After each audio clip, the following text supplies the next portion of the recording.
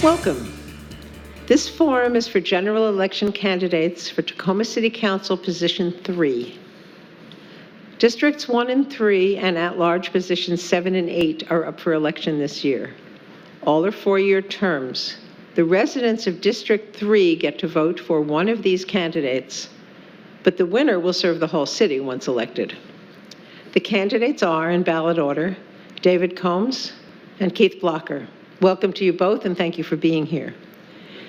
The timekeeper is Susan Eidenschink. She will enforce the timing rules so that each candidate is given the same amount of time to answer all of the same questions. The questions will be asked by and have been prepared by members of the Community and Neighborhood Councils of Tacoma and the League of Women Voters of Tacoma-Pierce County. Candidates each have 1 minute for an opening statement. We begin with David Combs. Thank you. My name is David Combs. I'm running for Tacoma City Council Position 3. I'm running because Tacoma is experiencing massive amounts of growth and economic change, and with that comes both positives and negatives. Positives like population increase and economic prosperity, and negatives like massive rental increases and displacement and homelessness. Throughout this campaign, I've knocked on thousands of doors, and the majority of residents in District 3 have expressed that their top 2 concerns are affordable housing and homelessness, as those are my top 2 concerns as well. I'm a business owner and a resident of my district, and this has given me a personal connection to what the real needs and wants of the community are. In the past, I've stood with the teachers of Tacoma. I've stood and support the Puyallup tribe and all colonials' attacks on their people, their way of life, and their land. If elected, I'm committed to finding long-term viable solutions to our affordable housing crisis, and I'm 100% committed to eradicating chronic and veteran homelessness. So on November 5th, if you please do me the pleasure of voting David Combs, I'll greatly appreciate it. Thank you. Thank you. Keith Blocker. Thank you. I'm Councilmember Keith Blocker, City of Tacoma, representing District 3, which encompasses the Hilltop, Central Tacoma, and parts of South Tacoma. I ran on a campaign 4 years ago, and I said I was going to get back to the basics, which meant I was going to focus on the core functions of city government. And it's my belief I've done that work. The residents of Tacoma said they wanted their roads fixed. I've ensured that 1/3 of all the roads that have been repaved in the city of Tacoma are in District 3, where the people I represent. People said they were interested in public safety. So I've ensured that we've increased the amount of firefighters and police officers to make sure that our neighbors and our community is safe. People said they wanted economic vibrancy, and I worked to bring more affordable housing and make sure that we could support small businesses in the business community around job growth and supporting apprenticeship programs. And there's a lot more work that needs to be done, and I'll be honored to continue to serve the city of Tacoma as your representative. Thank you. Thank you both. We move on to questions. The question will be asked by Marty Webb and Ann Williams of the League of Women Voters of Tacoma-Pierce County. If I don't specify otherwise, you have up to 60 seconds to answer. The order of answering will rotate with each question. Therefore, Keith Blocker will answer the first question first, and Marty Webb will ask the question. What do you think is the greatest issue facing your district, and what do you hope to see happen with it? How will you work to achieve this? So homelessness is a huge problem that faces District 3, particularly the Hilltop right now. District 3 is literally the center of the entire city, where there's a lot of resources, there's access to transportation, and it happens to be where a lot of people who are experiencing homelessness congregate. While on the council, I've pushed for more funding to support people experiencing homelessness. We have the 1/10 of 1% mental health tax that's utilized to provide support for people who are experiencing mental health concerns as well as drug addictions. And the city of Tacoma has been actively addressing homelessness in the city of Tacoma by creating a stability site. I worked really close with the organization Forterra to facilitate the purchasing of the Rite Aid building, which will increase our affordable housing stock in the city of Tacoma, but most importantly, the Hilltop in District 3. But there's more work to be done. Right now, the city of Tacoma is working with Metropolitan Development Council as well as Associated Ministries to really come up with some unique solutions to address homelessness in the Hilltop. Thank you. David Combs. Yeah, I agree. Homelessness is probably the top concern of the majority of the residents in the district, not only in the district, but the city. One of the ways that we could tackle this issue is laying out a strategic plan for everybody in the city government and for the community to see, and to lay it out to where we show each working part along the line that's going to get us to the path to find a long-term viable solution to this. And one way of doing that is to implement a fully integrated, holistic system that provides the wraparound services that these individuals needs. Because right now what we're seeing is, like he said, there's a lot of good work that's being done out there, but all that work is being done in silos, and we see individuals continuously slipping through the cracks and going through this revolving door of homelessness. So what we really need to do is get everybody at the table, from the fire department, the Tacoma Police Department, the real estate developers, and the homeless people, and step aside and give the mic to the homeless people so we can fully understand what their wants and needs are, and we can streamline our efforts. Thank you. The next question will come from Ann Williams, since we alternate, and David Combs will answer it first. What is the greatest issue facing the city of Tacoma? Is it something different? What do you hope that you and the council can achieve? It's probably the same as the district. Homelessness is probably the top concern of the residents, but also affordable housing, which kind of correlate together. Affordable housing is a big issue. I think we've declared a state of emergency. No, that was on homelessness. We have an affordable housing crisis where we just don't have the stock that can fit the need. So what we need to do is expedite the implementation of the Affordable Housing Action Strategy Plan, continue to build more affordable housing across the board, especially in the 30, the 40, and the 20 AMI, and supply those who are most at risk with housing so they don't continue to slip into homelessness that will continue to have our homelessness problem grow. So I think that making it a priority to build affordable housing, but not just at the AMI, but more in the central AMI area to fulfill the needs of the people who are most at risk. Thank you. Define AMI for the please. Annual medium income. Okay, thank you. I don't think that's what's on, but yeah. Keith Blocker. Thank you. So homelessness and affordable housing are closely related. There's a housing continuum that I like to talk about, which is, we have market rate housing, we have what we call affordable housing, which is not affordable to most people who are low income. So we need more low income housing, as well as permanent assisted living housing. So the city of Tacoma understands that. We've studied this problem for a very long time, and right now we're taking action with our Affordable Housing Action Strategy, which is looking at ways that we could promote the building of more housing in the city of Tacoma. So we're partnering with organizations like Tacoma Housing Authority. We're bringing together our private developers and our local nonprofits to help create more affordable housing stock. Because what we're seeing now is people who can afford more, they're taking up the housing stock that's cost less. And there also is an influx of individuals and families moving from the city of Seattle that have higher incomes, and they're outbidding people in terms of the housing stock in the city of Tacoma. So affordable housing and homelessness, I would say, is the top two priorities of mine, and something that the city of Tacoma absolutely needs to work to address. Thank you. Thank you.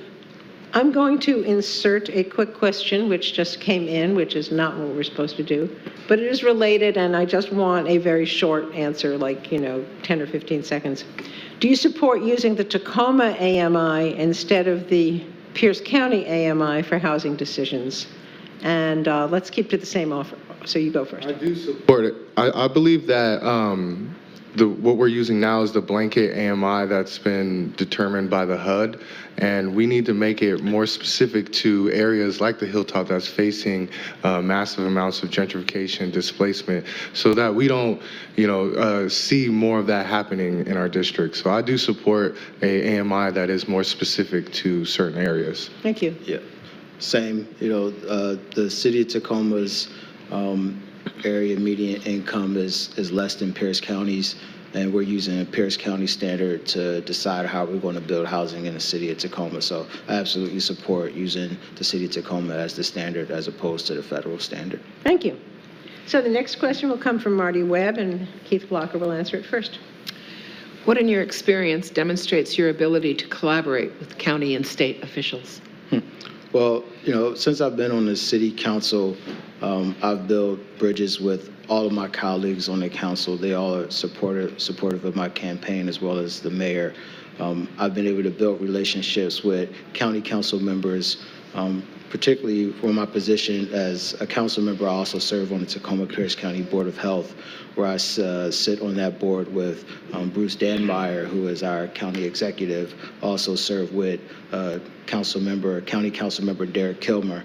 And just a few months ago, I had a conversation with county council member Connie Ladenburg, who is the chairperson of the county's Human Services Division, and I'm the chairperson of the Community Vitality and Safety Committee, where we had a joint meeting to discuss what the city is doing, as well as look at what the county is doing and figure out ways that we can support each other in addressing issues around homelessness and affordable housing. So we're having those conversations, and I want to continue to do that work because we've already started that dialogue on how we could work together better and break down some of those silos. Thank you. David Combs. Yeah, I think if you look at my resume, you can probably see that I don't have a lot of political experience. However, as a community leader and organizer, I have had the experience of working with an array of individuals throughout the years of being on the Hilltop. And we've done a really good job of listening to the community, and especially as public servants, that if we're serving the community, we need to listen to the people in those communities.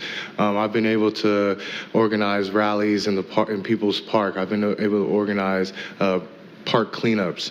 And I think building those relationships in the past will give me the experience to work with individuals in all different levels of politics. So, and I think it's very important that having a good working relationship with individuals in the county council and the state legislature is going to be vital to finding the solutions that we desperately need.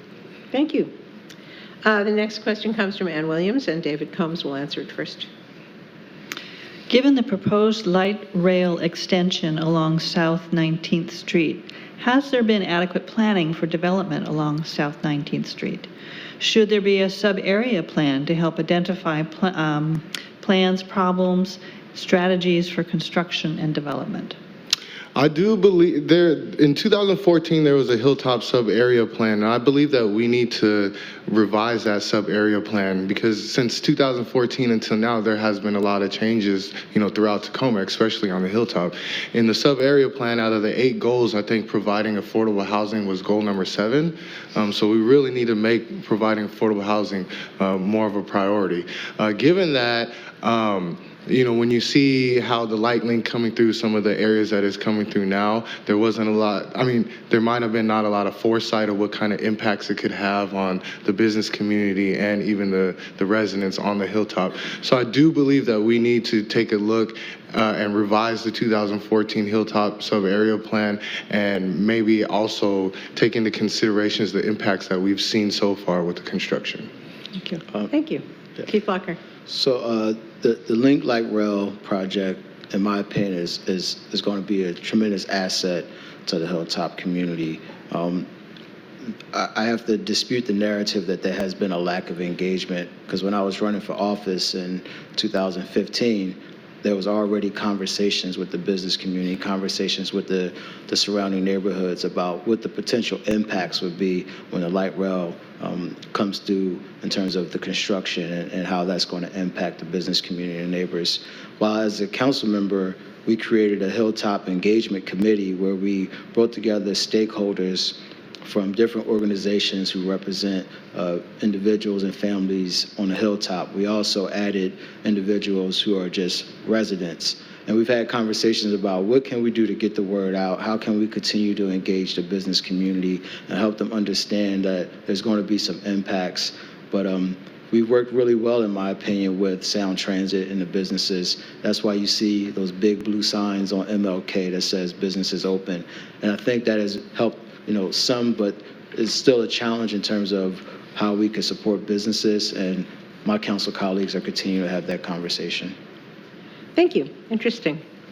The next question comes from Marty Webb, and Keith Blocker will answer it first. The Transportation Master Plan seeks to reduce automobile traffic downtown. Should the city be working to increase the use of alternatives to cars? How do we do that? Oh, absolutely. I think we need to work with developers to create what we call transit-orientated development. We need to make sure that our neighborhoods are more walkable. The city did a tremendous job with the Tacoma Mall sub-area plan, which is in District 3, which is in the district that I represent, where we drew maps to show where the opportunities are to create more parks, to create more areas where people could walk, to make sure our neighborhoods are safer. So I absolutely support creating more walkable communities. This might be a little controversial, but I actually like the scooters in the city of Tacoma. I think that's a really good asset. And when people say, the scooters are dangerous, my pushback is, cars are dangerous. But we definitely need to be more innovative in terms of making sure that people can work and live in the same neighborhoods, which reduces the impact on the environment. It gets people active. And I'm 100% supportive of alternative ways of travel as opposed to just single occupancy vehicles. Thank you. David Combs. Can you repeat that one more time? I'm Sure. sorry.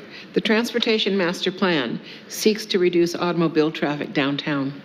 Should the city be working to increase the use of alternatives to cars, and how do we do that? Oh, most definitely. I think one of the barriers that we find, that hinders people from getting around are the hills in Tacoma.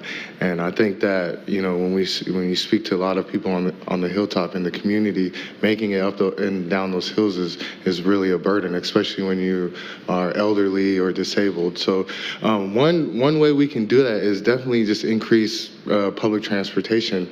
I spoke to one of my interns yesterday, and he took a bus from Sammy, which is in Point Defiance, to the hilltop, and it took him an hour and a half. So a drive that should take you 15 minutes in a car should not take you an hour and a half on the bus. So increasing the frequency of public transportation, going into the communities and asking them what would help them instead of, just guessing what we can do to serve the communities would definitely help. I'd like to see a bus route that zigzags up and down the hills and parallel to the hills, and that connects the hilltop to the downtown a little better, with higher frequency of those bus routes and those buses being electric buses. Thank you. And we'll ask the next question, and David Combs will answer it first. This might be a little redundant. We talk about affordable housing for a homeless person and those living in their cars. We need housing that is affordable to them. The definition of affordable housing is based on much higher incomes than homeless people have. What can and should the city do to meet these needs, and how will you help? We definitely need to redefine what affordable means first and foremost. And then when we're looking at those individuals who are the most at risk, the people who aren't facing the being without a home already, the ones that are sleeping in the cars or couch surfing, we need to focus on building affordable housing for them. And these need to be those non-traditional types of housings, the tiny house villages, even more stability sites throughout the city will work. I think when we have this picture of our mind what affordable housing is, it's like, XYZ amenities, when in reality, some of these individuals just need a roof over their head, a warm place to sleep, some running water. So if we focus on building maybe more shelters, lifting the regulations on stability sites, that would definitely start to chip away at our issues. But, affordable housing needs to be built across the board because the stock is very low, but the need is very high. But if we focus on the most at risk, we'll be making the most progress doing that. Thank you. Thank you. Keith Blocker. Yeah, when the city declared homelessness as a state of the emergency, our first goal was to work with the people who are sleeping in encampments, and that's when we created what we called our mitigation site.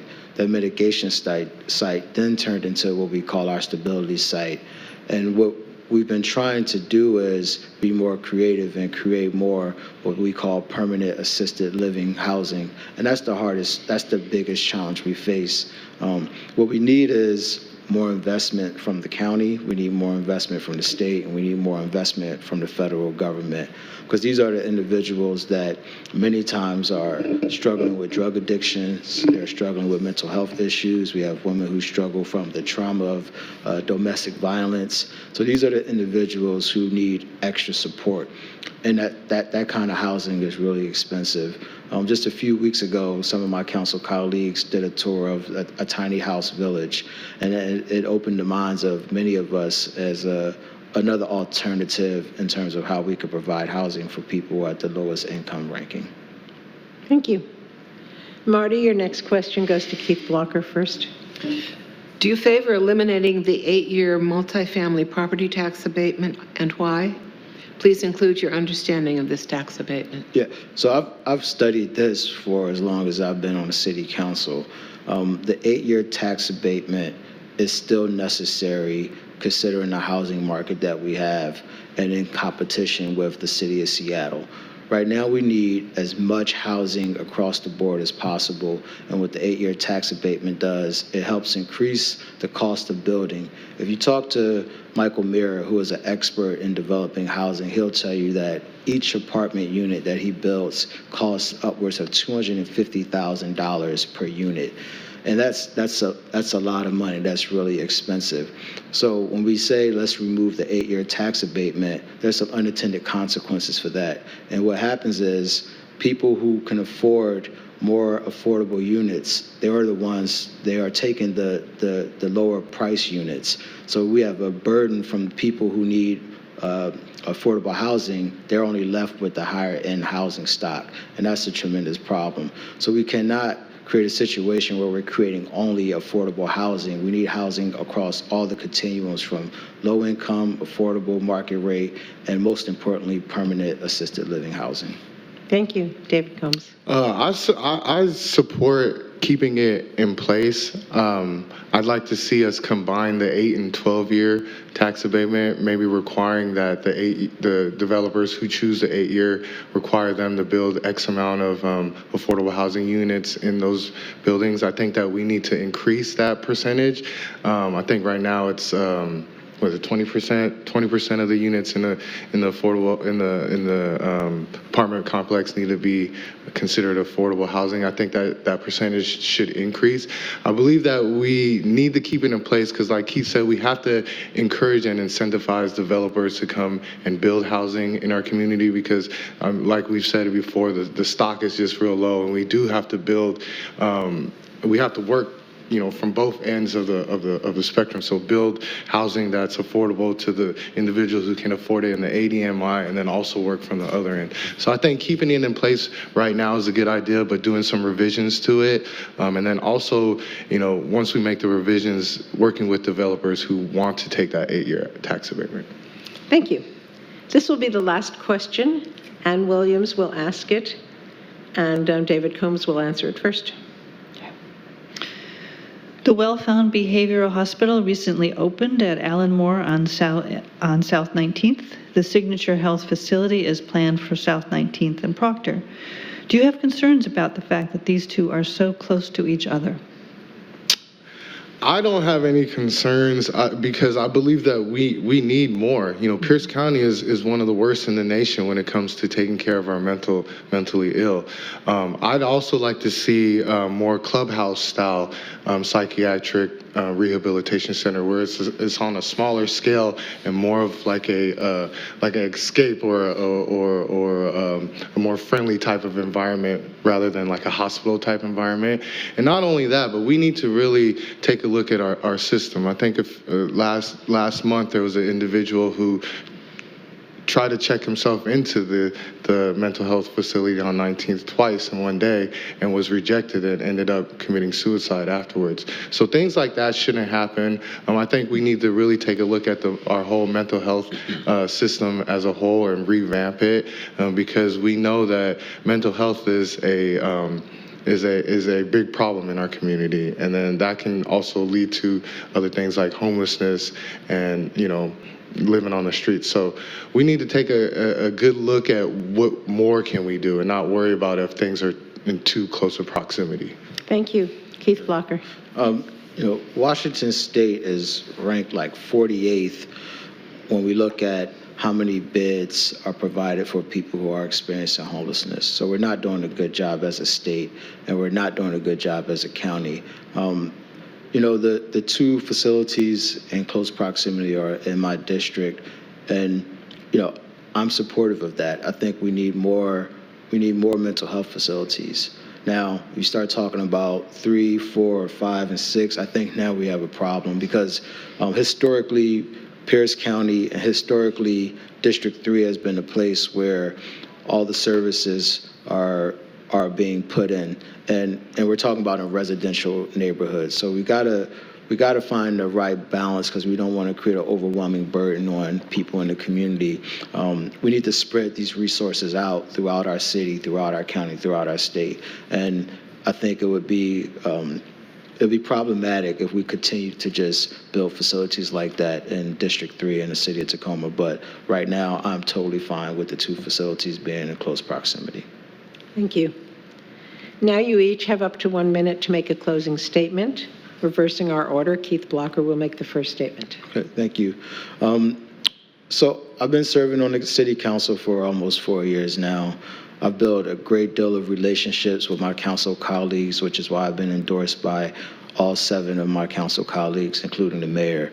I've been endorsed by Congressman Derek Kilmer, Attorney General Bob Ferguson, State Representative Lori Jenkins, Senator Jeannie Darnell, Jake Fye, and several unions such as SEIU, Service Employee International Union, Teamsters, Tacoma Firefighters Unions, as well as our police union.